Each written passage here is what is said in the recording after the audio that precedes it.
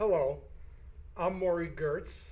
Welcome to Improving Outcomes of Patients with Transthyretin Amyloid Polyneuropathy, ATTR-PN. I'd like to introduce Michelle Mauermann, Professor of Medicine and Chair of the Division of Neuromuscular Medicine at the Mayo Clinic in Rochester, Minnesota, and Professor Amanda Peltier, Professor of Neurology and Medicine and Chief of the Division of Neuromuscular Disorders and an Associate Vice Chair of Faculty Affairs, Vanderbilt University Medical Center in Nashville. I'd like to thank AstraZeneca Pharmaceuticals for providing an educational grant. I would like to thank Vox Media for sponsoring this program. If you would like to view this program again, it will be posted online shortly after the conclusion of this live broadcast on CMEplanet.com. To be made aware of future programs, follow on Twitter at CMEplanet, on Twitter and other social media. I'll turn things over to Professor Peltier to discuss making the diagnosis of ATTR peripheral neuropathy. Right, thank you, Dr. Gertz. So here are my disclosures. So we're going to talk briefly about the pathophysiology of TTR, transthyretin amyloid polyneuropathy, and then we're going to talk about the presentations of hereditary transthyretin polyneuropathy and how those differ between other types of amyloid neuropathies and also other types of neuropathies, and how do we make the diagnosis. So amyloid actually comes from a Greek word that means starch, and it was originally looked pink on hematoxylin and eosin stains, and it looked like this gunk basically in tissue. And if you use a Congo red stain, it will look apple green with this birefringence when you look at it under polarized light in the microscope. All amyloid proteins are in a beta-pleated sheet formation if you look at them under an electron micrograph. And here's some examples of what you can see in the nerve and the skin. So the top two pictures are an H&E stain of a nerve and an H&E slide of the skin below it. And then you can see to the right, under polarized light, you can see the apple green color of the same amyloid in the nerve surrounding the nerves, as well as in the skin surrounding the nerves in the deeper layer of the dermis in the skin. There are actually over 30 types of proteins that become amyloid, and of course the most common ones that we often run into are light chain amyloid, which you often see with coexisting with a monoclonal gammopathy, which we'll talk about in a little bit. There's, of course, the familial polyneuropathy causing amyloid, and of course we are talking about transthyretin today, but there are other actually rarer inherited proteins that are mutated that can become amyloid. And there's also ATTR wild type, which is actually transthyretin when it becomes amyloidotic, but is not actually related to a mutation. And then, of course, dialysis related, and we won't get into all of those. But we're going to focus on our hereditary transthyretin amyloidosis, and specifically the neuropathy phenotype. So it was originally described by Andred in 1952. And there had been other descriptions as well, but this particular paper described over 500 kindreds or families with this particular gene mutation. And they later found that it was the point mutation valine transposed to a methionine at the 30th point. And it is often described as a small fiber neuropathy. So those patients had a burning small fiber type neuropathy with bilateral carpal tunnel, autonomic features of usually diarrhea, but sometimes alternating diarrhea, constipation, and then would develop cardiomyopathy and more weakness and other neuropathy features later on.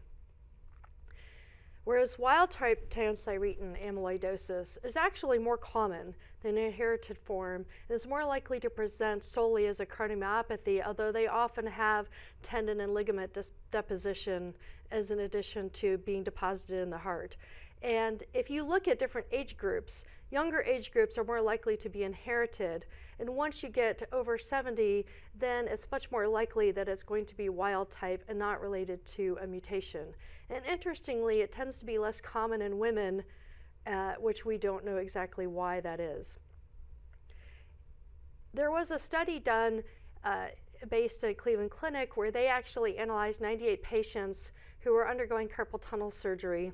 They already ruled out the patients who they knew had amyloid or was having carpal tunnel surgery due to trauma or some other known cause.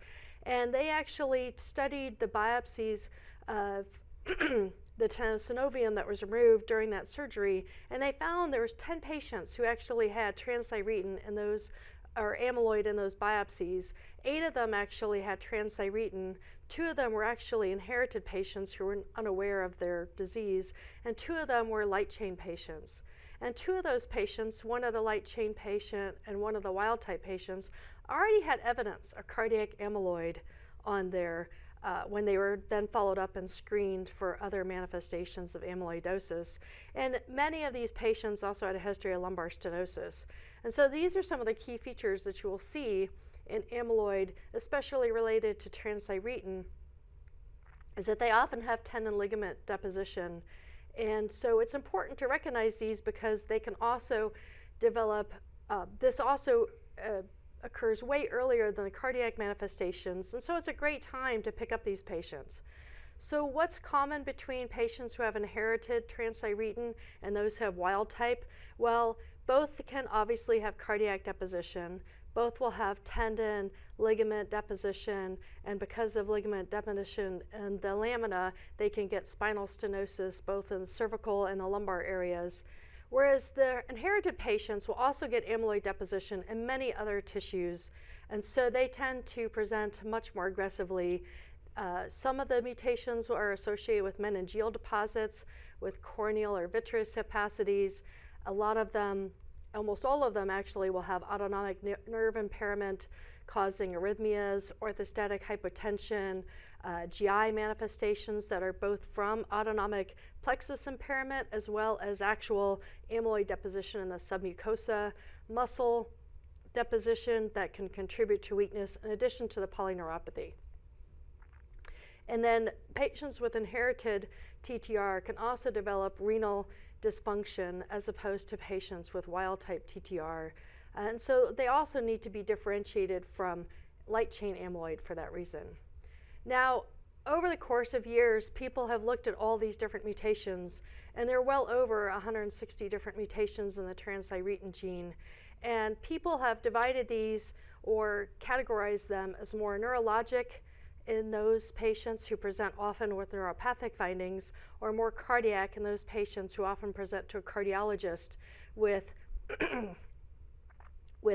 heart failure with preserved ejection fraction, or HFpEF, which is the classic manifestation. And then, of course, there's a lot of patients with mixed phenotypes. And these patients have been, their data has been established by the TAU study, which was funded by Pfizer and had well over 975 patients who were enrolled in 30 centers across over 15 countries. And this study has helped us understand what are the manifestations of transthyretin amyloidosis across the world, because different mutations can present slightly differently in, for example, the United States versus the rest of the world. Interestingly, in the United States, many of our patients actually have V122I mutation, which was originally found in West Africa and was brought over with the slave trade and is a common prevalence in African Americans in the United States. But we also see a huge number of wild type patients. And then you'll see in the slide that another huge group of patients with mutations is the T60A mutation, which also originated in the UK. And so while that's not very common across the world, it's very common in the United States. And you can see that Val30M, which is the predominant mutation across the world, is a tiny sliver in the United States. So you can see how our manifestations of amyloid neuropathy may look a little different than when you talk to providers across the world, where they're seeing the majority of patients with early or late onset V30M, and they see significant wild type, but not to the same degree that we do. So what are the red flags that we want to be aware of when we see these patients? So I've already mentioned the carpal tunnel syndrome, the spinal stenosis, the biceps tendon, usually the biceps, but tendon rupture, the heart failure with preserved ejection fraction, and the renal failure, which actually ironically is more prevalent in AL amyloidosis. But one of the other key features that you will see is the GI manifestations, and especially secretory diarrhea, which often sets this apart from patients who present with other autonomic disorders, such as Parkinson's, where they tend to be much more on the constipation side. They will often have weight loss, and they will often have a rapidly progressive polyneuropathy, and it may look different than the neuropathy that was originally described by Andred. So one of the difficulties in this disease is that patients can present with a bland sensory neuropathy. They can present with a aggressive weakness that can look very much like an inflammatory neuropathy, or it can look very similar to diabetes. So it can be very challenging sometimes to determine which it is, but if it's rapidly progressive, that's a huge sign. And then interestingly, we often talk in textbooks about macroglossia, but you will see that much more often in AL or light chain amyloidosis. And so these are the things that we want people to think about when they see patients in their clinic that will help alert them to, hey, maybe you should look for this rare disorder. And then, of course, if you think about it, and that's the key, is to put it all together, because many of these patients have seen at least 6 or 7 different doctors by the time the diagnosis is made. But it's often because patients go from doctor to doctor with the different complaints that they have, and it's often long after the fact that everybody puts it together. And if you look at a timeline of many of these patients, their carpal tunnel syndrome often presented a decade earlier than when they present with their HFpEF, their heart failure, or their autonomic neuropathy. And sometimes patients don't always talk about the fact that they've had diarrhea and frequent stools for the last 20 years. So it's one thing that you have to just ask the questions. So if you see these patients, then the next step is you have to rule out AL amyloid with light chain testing, measuring serum protein electrophoresis, urine protein electrophoresis, and serum free light chains, because as we just demonstrated, there's a lot of overlap between the presentations between the two groups, and some mutations are so common, like V122I, that you could actually have coexistent light chain and a mutation in the same patient. So you want to then talk about tissue, and where do you get tissue? So we came up with a flow diagram for evaluating patients who were presenting with neuropathy and you had a suspicion of amyloidosis. So what do you do? So in patients, as we mentioned, you should definitely do the light chain evaluation and make sure that they don't have a monoclonal gammopathy. And then we actually proposed that you should think about doing genetic testing for TTR early. If those patients have a pathogenic TTR variant, then the next step is, are they carriers, or do they actually have signs and symptoms of either of cardiomyopathy as well? And these are patients who are presenting with neuropathy, so theoretically they would have had some numbness, pain, or weakness to suggest that, you know, they're not just an asymptomatic carrier in the family. And you would definitely, because of the high frequency of cardiomyopathy, you need to do cardiac imaging. So we typically start with bone avid radio tracers like pyrophosphate to detect whether or not there's TTR in the heart, or cardiac MRI, for example. And you often refer them to a cardiologist for this evaluation. Now, if it's negative, then the next step would be, if they have very typical phenotype for neuropathy, they don't have other etiologies that could also explain their neuropathy, then, you know, we often demonstrate that they have neuropathy, that they have typical carpal tunnel, for example, or other findings. And then, you know, if patients have significant other diseases, or if there's a question mark, we often want to get tissue. And that's where a skin biopsy or a nerve biopsy can come into play to A, document the neuropathy, and then B, try to find the amyloid in either the skin or the nerve. Now, of course, if those patients had shown a monoclonal gammopathy, those patients would have been routed to a hematologist, and they would have been seen and typically get a bone marrow biopsy and a fat pad biopsy to look for amyloid deposits there. And the reason why we have to make sure of this is because, of course, the treatment is hugely different between a TTR amyloid polyneuropathy and an AL amyloid polyneuropathy.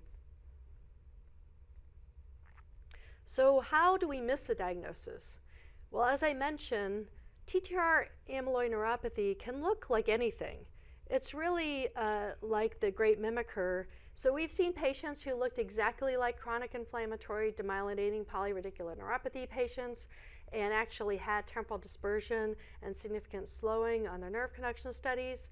We've also seen patients who have concurrent diabetes but had aggressive weakness and severe orthostatic hypotension, even with patients who only had a few years of diabetes, where you would say, okay, that's not typical. But sometimes patients think this might be the cause, and their doctors may not look further. And then, of course, when we do neuropathy evaluations, if you don't see the superimposed median mononeuropathies, you may not key in that they have bilateral carpal tunnel, especially in their non-dominant hand, which is a pretty classic feature of TTR amyloid neuropathy.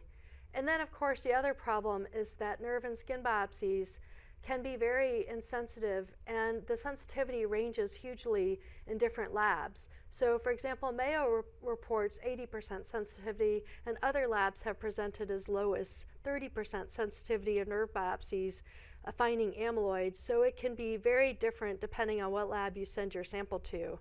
And then skin biopsies also can vary widely, especially as patients with the V122I variant often do not show amyloid in their skin compared to other skin biopsies in V30M and other patients. And so you also always have to have that index of suspicion. So at this point, I would like to turn it over to my fellow faculty, Dr. Mauermann. Thank you, Dr. Peltier. As we continue with improving outcomes of patients with TTR polyneuropathy, I'll again emphasize that we have an inherited autosomal dominant neuropathy that's hiding in plain sight. And the diagnosis becomes critically important because now we have such effective therapies improving the outcomes. And so early recognition to avoid a delay in diagnosis is urgent. These are my disclosures. So there are a number of treatment options for TTR in the United States. Some are on-label indications for neuropathy, on-label indications for cardiomyopathy, and then there's off-label treatment. Diflunisal is an off-label treatment that has been used for approximately 10 years in the treatment of patients with variant TTR neuropathy. Approved are tafamidis, which is a TTR stabilizer. Acoramidis is not FDA approved, not yet available, but an FDA decision based on its published data is expected in the fourth quarter of this year. And we have 4 gene silencers. The original in the class are inotersen, which was discontinued in September 2024 and moved to a successor gene silencer, eplontersen, as well as patisiran and vutrisiran, which are indicated for the treatment of mutant ATTR polyneuropathy. So when you go through the rapid development of treatments for ATTR amyloid, it began with the ATTRACT trial of tafamidis, placebo-controlled in cardiomyopathy, showing reduced cardiac hospitalization and improved survival. Both patisiran and inotersen were FDA approved as gene silencers, inhibiting the translation of TTR messenger RNA from the liver. Acoramidis began its ATTRibute cardiomyopathy trial, which has completed accrual and is being presented to the FDA. In 2020, both patisiran and vutrisiran moved into a new space, the treatment of ATTR wild type and mutant cardiomyopathy. Those trials have not completed their readout, and they are not approved indications, but are explored. And then CardioTransform is looking at eplontersen for the treatment of ATTR cardiomyopathy, all those agents currently approved for neuropathy. In 2023, Emeritus, the second generation TTR stabilizer, was reported out. The FDA approved eplontersen just about 1 year ago. But because this is an autosomal dominant single point mutation inheritance, CRISPR gene editing technology has been introduced and reported, and trials are underway looking at CRISPR to just block the mutation and stop the synthesis of ATTR. And finally, monoclonal antibodies, TTR depleters, are in development, research trials only, in an effort to remove existing amyloid deposits. This cartoon demonstrates the targets of therapy. So when we look at the gene silencers, patisiran, inotersen, eplontersen, vutrisiran, blocking messenger RNA, and NTLA, which is CRISPR gene editing, stops messenger RNA in the liver, and so there is no translation into circulating TTR in the bloodstream. TTR is a tetramer, and in the central pocket of TTR is thyroxine, and TTR acts as a transporter of thyroxine. Both diflunisal, tafamidis, and acoramidis sit in that pocket and actually stabilize the tetramer so it does not dissociate, form unstable monomers that misfold into protofibrils and eventually amyloid fibrils. PRX004, NI006, and AT02 are all trials of antibodies that are designed to activate macrophages, leading to the digestion of amyloid fibrils in situ. This is a summary of the trials that led to the approval of the 4 gene silencers.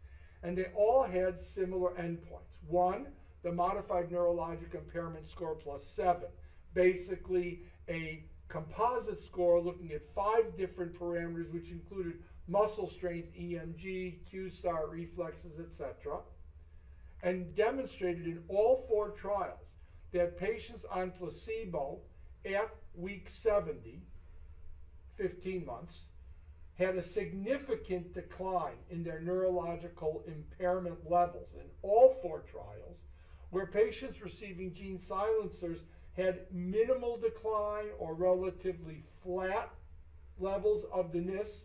Flat interpreted as half the patients actually had improvement in their neurological impairment score.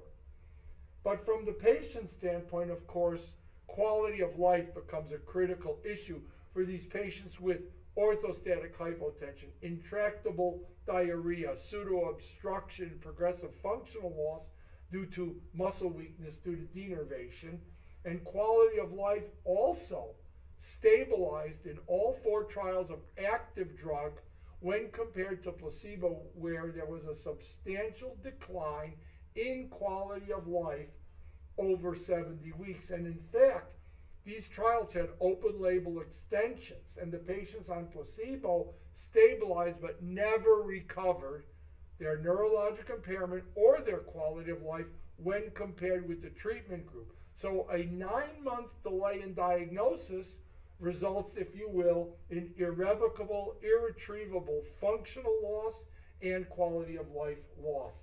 But based on these trials with this highly significant improvement, all 4 agents were approved. Eplontersen is a ligand conjugated to an antisense oligonucleotide that leads to degradation of all forms of mutant and wild-type TTR.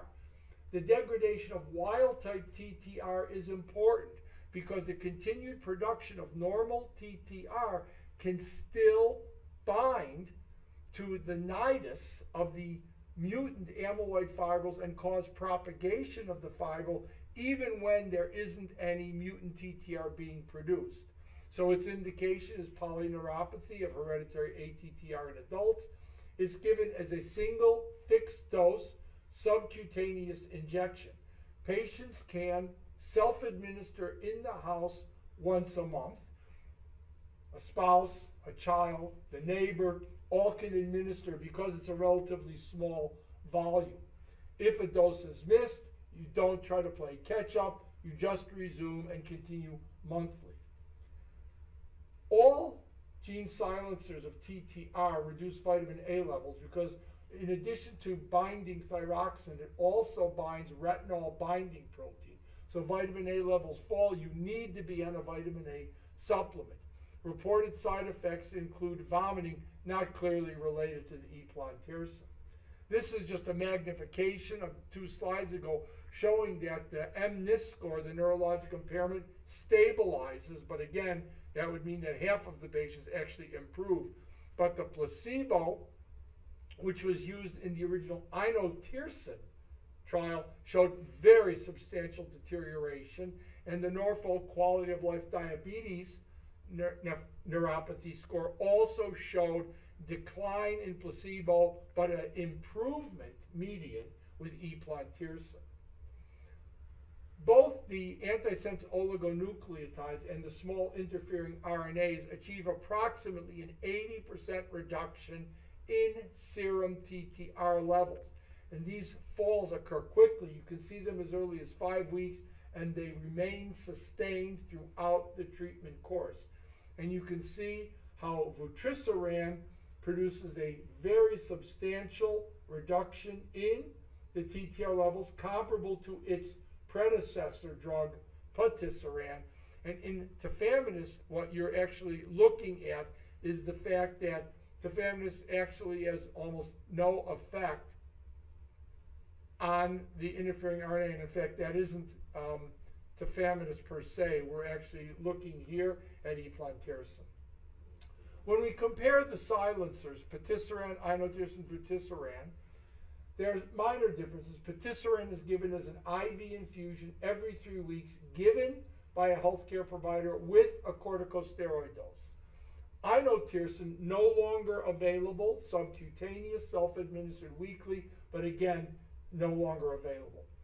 Vutrisiran is sub-Q, administered by a healthcare provider every 3 months, and eplontersen can be self-administered at home, sub-Q, once a month. All 4 have a single indication, treatment of hereditary ATTR polyneuropathy in adults. And again, vitamin A supplementation, a multivitamin suffices, is required because we've eliminated the transporter of retinol binding protein. So here we look at the reported first use of CRISPR technology in the management of hereditary ATTR neuropathy. This CRISPR technology is inserted and enters the hepatocyte. And in doing so, it uses the Cas9 technology to block the gene so that the messenger RNA is no longer produced, and as a result, TTR levels fall. This was first reported 3 years ago in 8 patients. This is continuing active recruitment for patients. This, of course, is intended as a single episode of therapy with the presumption that there'll be indefinite suppression of the production of the mutant TTR. This is the current trial as it stands, a 2-part open-label multi-center study. Part 1, of course, is a phase 1 dose escalation of the CRISPR-Cas9 gene editing product. That's intended to be 15, assuming that toxicity grade 3 or 4 is not seen in 2 of 3 at a dose level.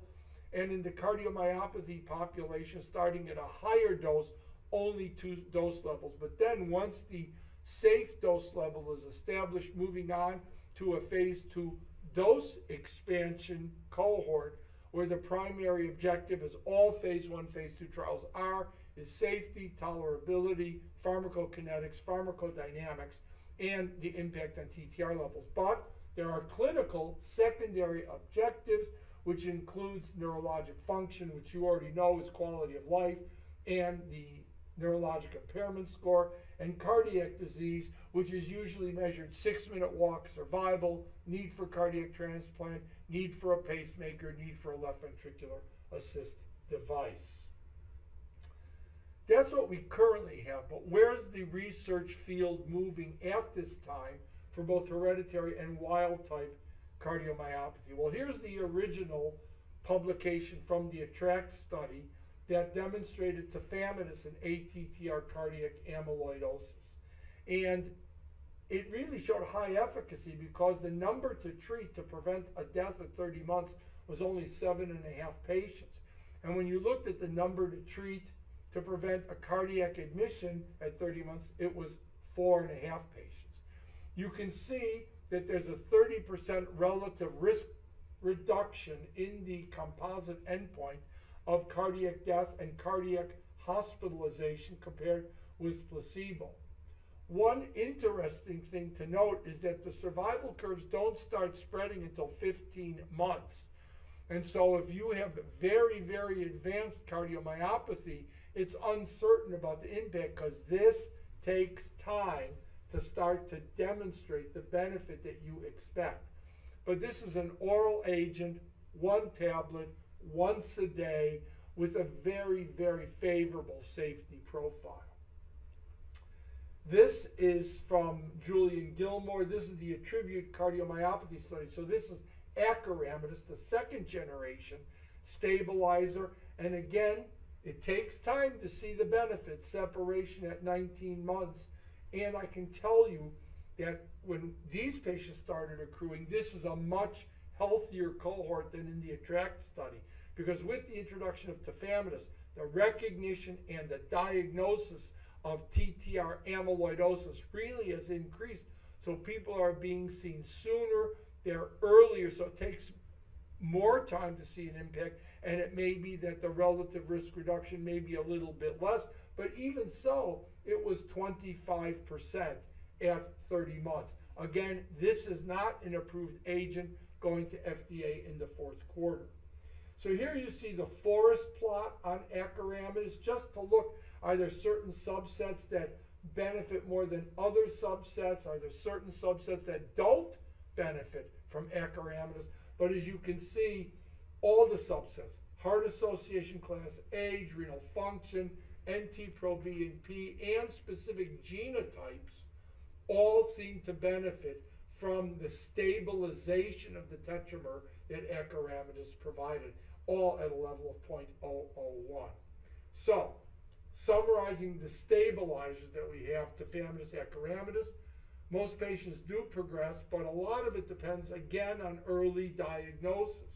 Some patients will stabilize, but there is no evidence that we're reversing the cardiomyopathy or removing amyloid deposits with stabilizers. So there's still an unmet need with stabilizers.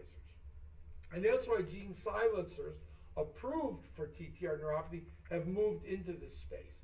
And here you can see some of the original publication this year comparing vutrisiran to placebo for TTR cardiomyopathy. Patients were allowed to be on a stabilizer in this trial, and you can see that the time to the first event, which could be death, hospitalization, cardiac assist device, was significantly better for vutrisiran.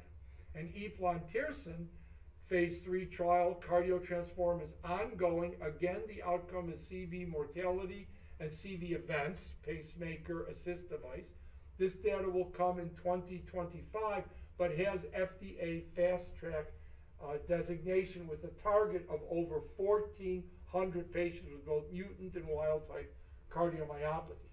This is the CRISPR trial. The CRISPR trial will enroll 765 patients, 2-to-1 to CRISPR gene editing and placebo. Same primary outcome, mortality and cardiovascular events, and that this should complete between 2027 and 2028. This New England Journal article is proof of principle. 4 patients were identified with naturally occurring antibodies in their serum. No idea how these antibodies occurred, but these patients had reversal of their cardiomyopathy, suggesting that antibodies will work to deplete amyloid deposits. So I want to wrap up by emphasizing the enormous development in ATTR amyloid, that we have 4 FDA-approved agents for ATTR-PN, 1 removed, 1 for ATTR cardiomyopathy, acoramidis under review. So it's important that cardiomyopathy and neuropathy is included in your differential diagnosis. And please remember that if you have cardiomyopathy, think of neuropathy. And if you have neuropathy, think of cardiomyopathy. And that there are new agents coming down our pipeline for the treatment of these patients.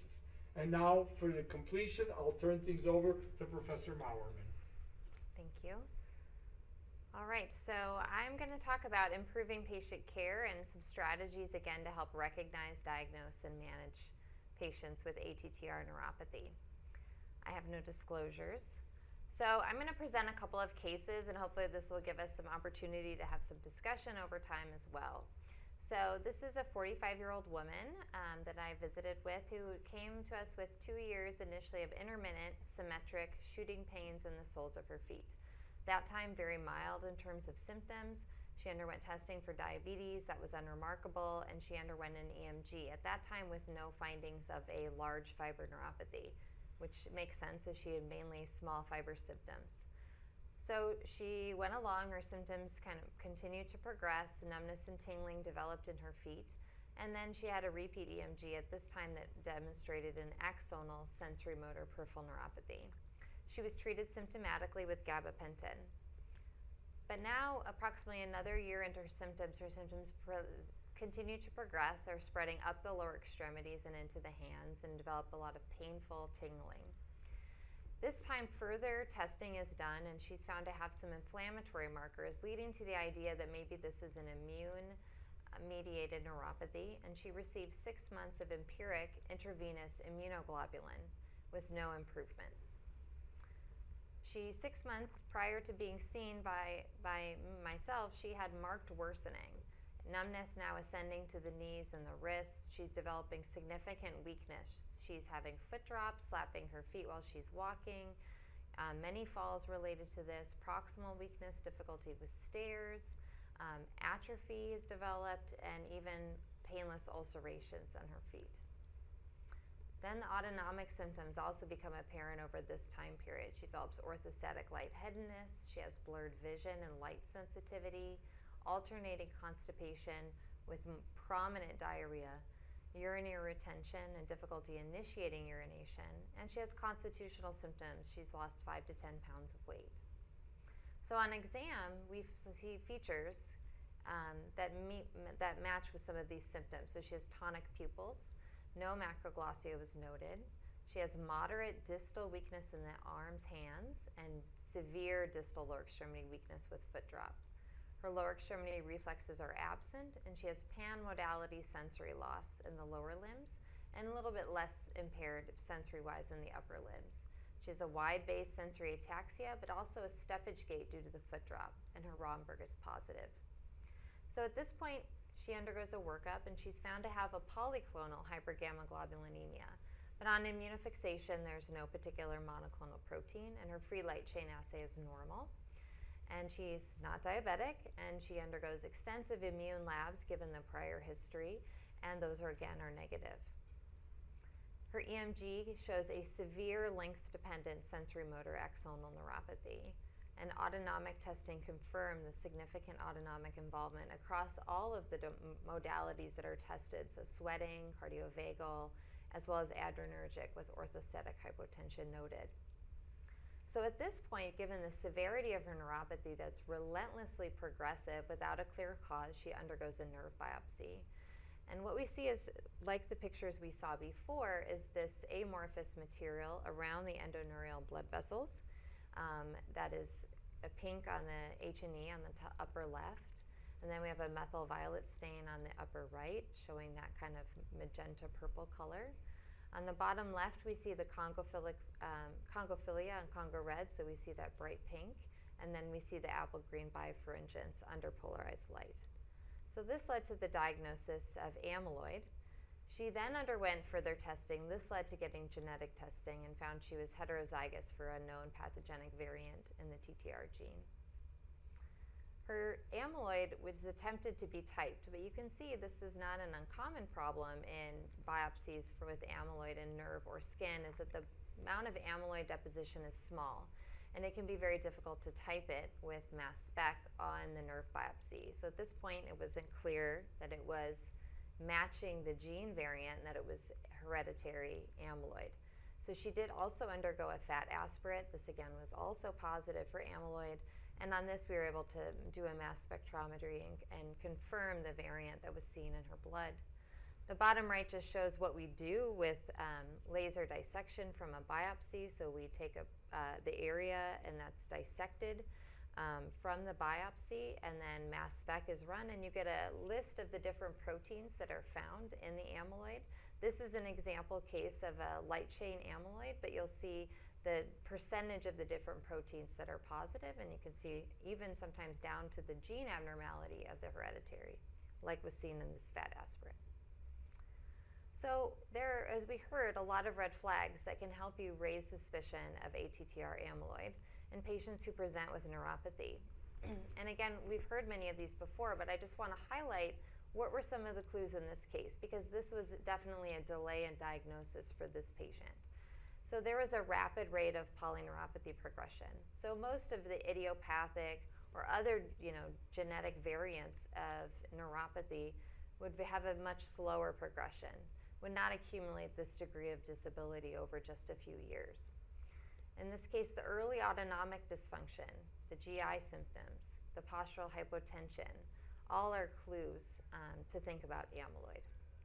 This patient also had, as we heard, constitutional symptoms, unintentional weight loss, again, in the constipation and diarrhea, which can be autonomic, can be direct GI manifestation from the amyloid. And then the lack of response to specific treatments. So we heard in Dr. Peltier's talk that the neuropathy and amyloid can look like different types of neuropathy. And our patient that we just heard, she had both proximal and distal weakness. She had loss of reflexes in her lower limbs. And sometimes these patients get misdiagnosed with CIDP. And even the EMG can show features that raise the question of demyelination. So in patients where you're thinking that was the diagnosis and you're treating them with the typical treatments that should be helpful for patients with CIDP and you don't see a clinical response, this should also raise that suspicion for amyloid.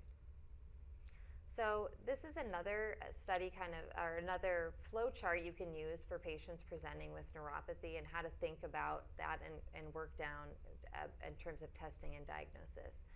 So in patients presenting, you want to check for family history, not just family history of neuropathy, but also family history of sudden cardiac death, not explained by coronary artery disease. We think about the other comorbidities. So asking our patients in neuropathy clinic as to whether or not they also have heart involvement, looking for that peripheral edema, asking about weight loss and constitutional symptoms and autonomic symptoms. We heard about the importance of looking for bilateral carpal tunnel syndrome, and then looking for if they've been diagnosed with neuropathy and have been given immunotherapy and did not respond to therapy. So again, those are the patients we want to think about early genetic testing. And if we find that positivity, assessing to see if it fits with the phenotype. So usually patients are greater than 40 years old who become symptomatic, not just asymptomatic carriers with TTR. And then you want to, if also they have multiple risk factors present, other symptoms suggestive, then you want to confirm it either by a biopsy or with a cardiac imaging study such as the PYP, which can be used as a replacement for needing a tissue diagnosis. And where do we go with tissue diagnosis we'll talk about. We heard some of the utilities and the percentage positivities of some of the different tissues like skin, fat pad, nerve, and cardiac. The analysis should always include amyloid subtyping to make sure that it is clearly the type that you think it is, like hereditary or light chain or wild type, because it has huge implications as we've heard about treatment. So in this patient, we assessed then for cardiac involvement. Initially, there was no involvement, asymptomatic, normal workup. However, as the disease progressed over time, She did develop an echocardiogram that showed characteristic features of increased left ventricular wall thickness. There was an abnormal strain pattern. Her ejection fraction remained preserved, and she had a positive bone tracer exam with PYP. So initially, given the time frame of when I saw this patient and what was available at that time, she was referred for consideration of liver transplant. So this was pre-silencers. And at that time, the outcome is really best known for the V30M mutations. And for her genetic mutation, really didn't know the outcome. Lucky for her, she was able to be enrolled at that time in an open-label patisiran trial. And diflunisal was also considered for her at that time, but she had had a past anaphylactic reaction to ibuprofen, which limited the ability to use an NSAID on her. And at that time, we didn't have tafamidis, and initially she did not have cardiac involvement. So how would we approach this patient today if we saw her now? Then for the neuropathy, we would prefer as a preference to use a TTR silencer. Again, we heard about the 3 that are currently available as of this month. And then also we might consider stabilizers such as diflunisal. Tafamidis is not approved for a neuropathy indication in the US, but is approved for a cardiomyopathy indication. So we have to take into account, are we treating neuropathy or cardiomyopathy? So if we had the cardiomyopathy involvement, then tafamidis would also be a consideration. Okay.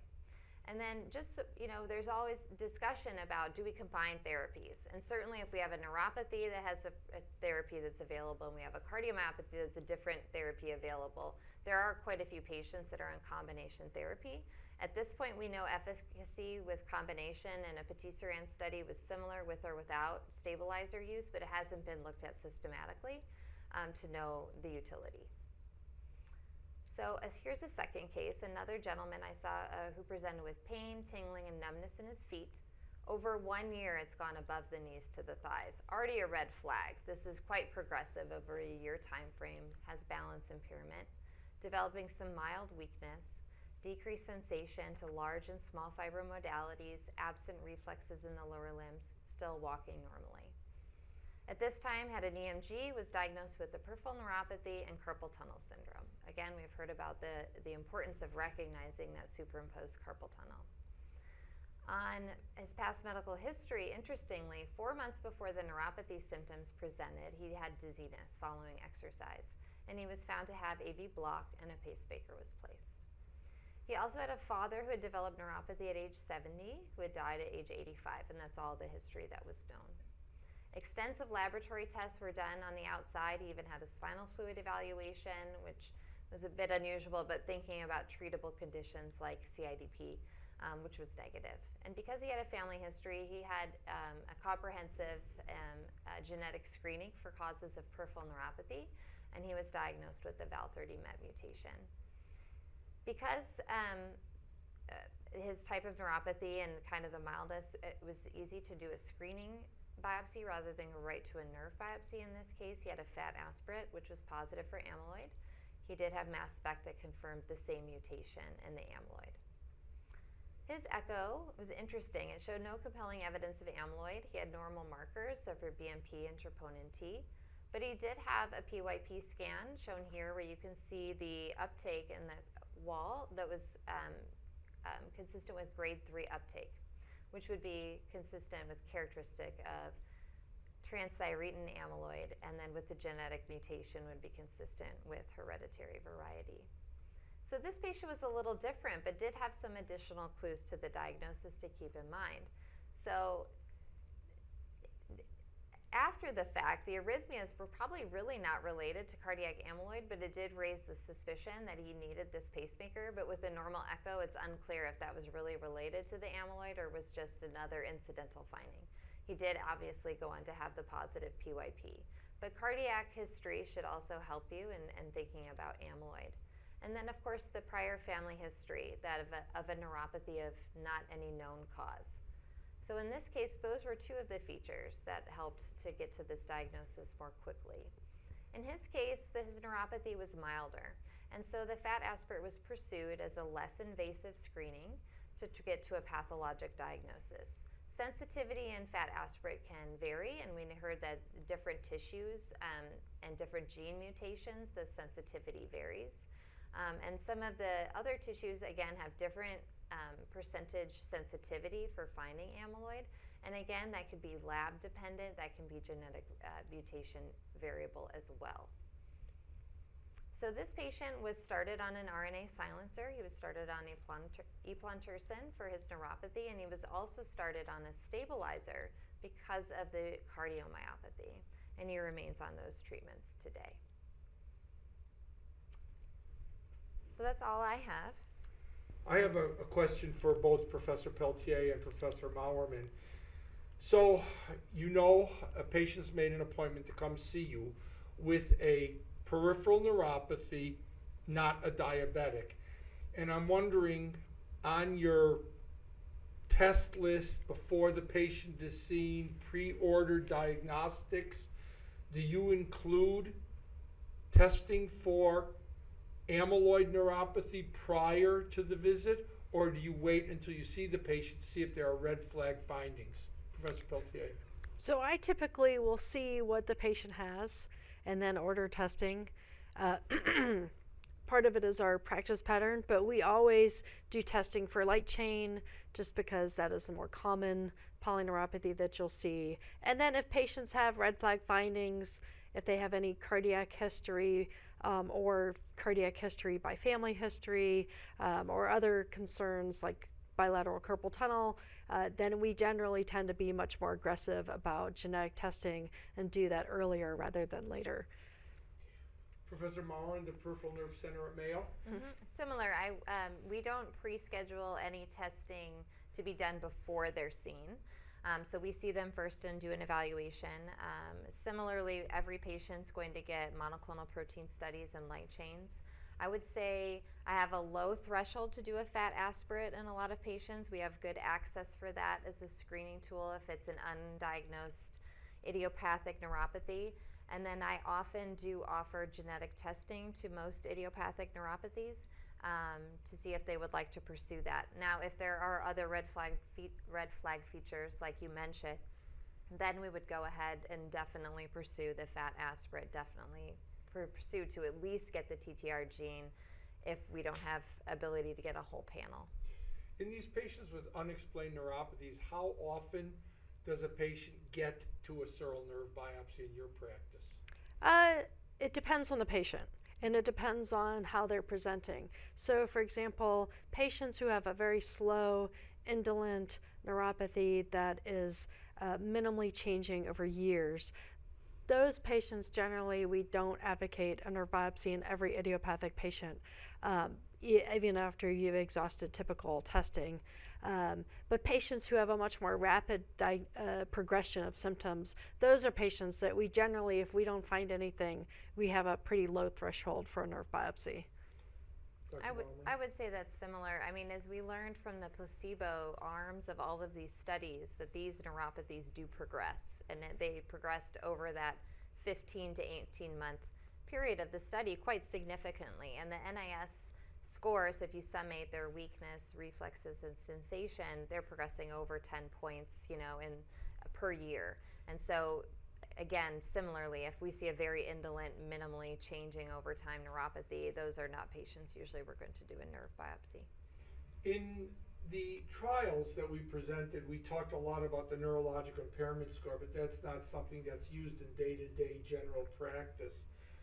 We saw from the trials differences in treatment and placebo of 20 points of the neurologic impairment score, but what's a clinically meaningful difference in neurologic impairment score? What would be a number where a clinician in practice would say, this patient's really better?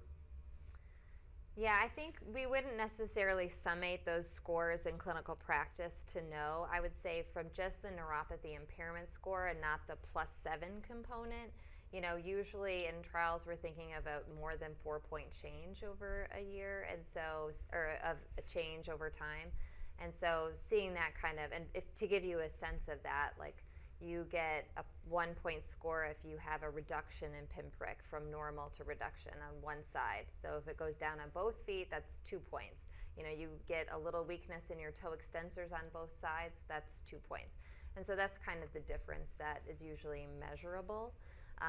realistically looking at the neuropathy impairment score over time. Just one other point to make, I think, just to remind people, is that the neuropathy impairment score +7 that was used in the trials is different between the different therapies, so between ionotersen and patisiran, and therefore between vutrisiran and eplontersen. You really can't compare those because the NIS, the +7 component, is different between those two studies.